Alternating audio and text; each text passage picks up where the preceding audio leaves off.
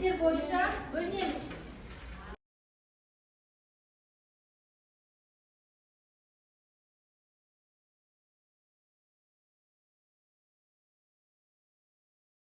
Тобымызға бөліндік, иә?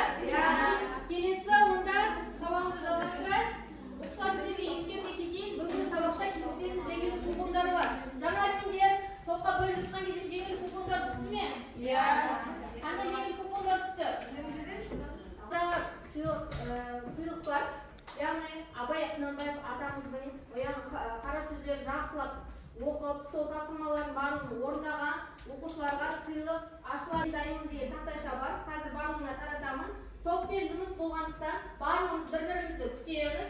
Барлығымыз дайын болған кезде бірге мен дайынмын деген тақтайшаны көтереміз, жарай ма?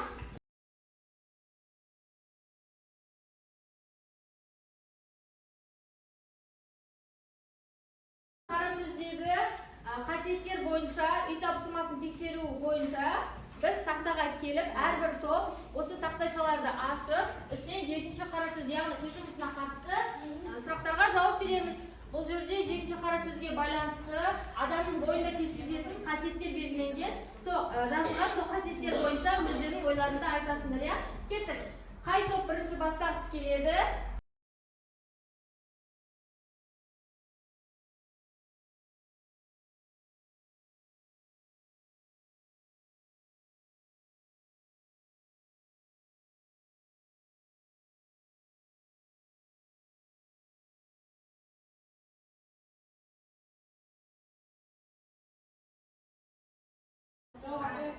Өткен жоқпыз, жарайды, келесі сұрақты көрші. Гидроклануға анықтама. Келесі қашық болу.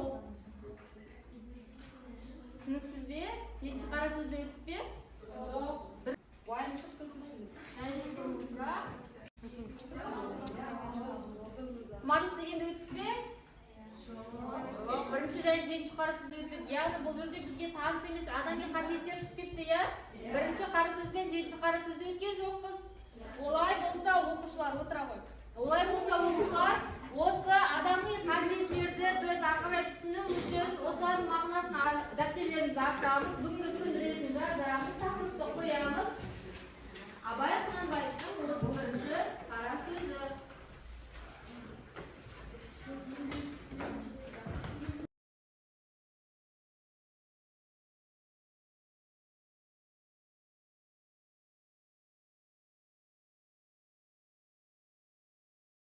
Сені ұмытпастыққа 4 түрлі себеп бар.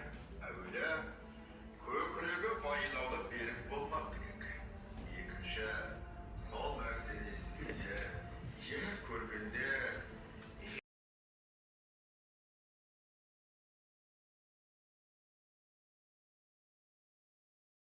Бірінші қара сөздің түсіндік, иә, оқушылар? Не жайлы айтылған екен? Қара сөзді төрт деген нәрсе. Төрт нәрсе.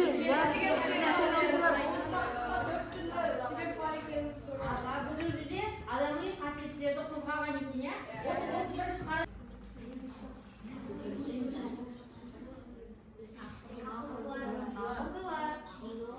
ақылдар қай топпыз? Біз ақылдар, яғни қазір ақылдар біздің ойымызды бірінші табады. Бірінші топ, ақылдылар, кеттік. Барлығымыз ойланамыз.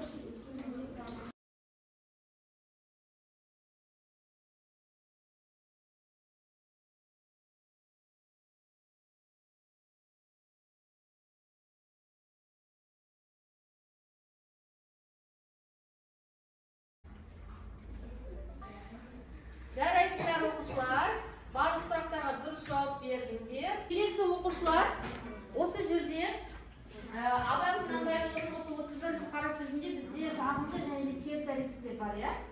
Жағымды және теріс әрекеттерді біз бөліп ажырата алуымыз қажет. Сол бойынша қазір сендермен бір ойын ойнайық. Осы 31-ші қара сөзінде жазылған жағымды және теріс әрекеттер жазылған. Осыны таңдап, біз оларды дұрыс орнына, яғни жағымды әрекет пен теріс әрекет қорапшаларына бөліп жайғастыруымыз қажет.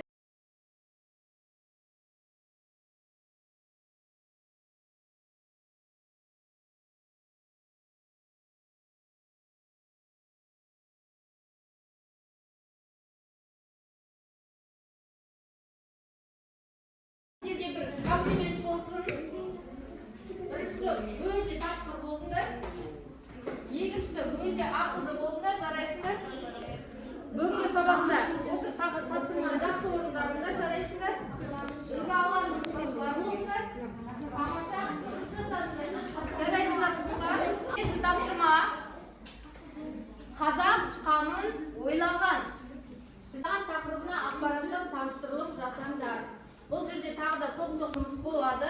Сендерге осындай парақтар таратылады.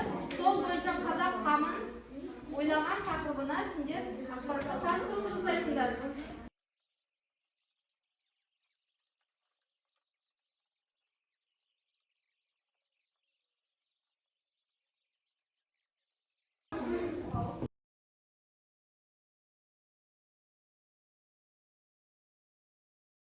Biz жаңа сабақтың басында айттық ya, мына жерде сыйлық бар, сол сыйлық тапсырмалар орындалса ашылады дедік ya.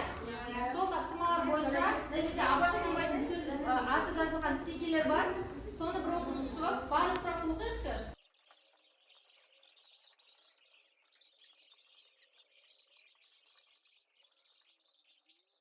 Сыйлықтарымызды ашамыз.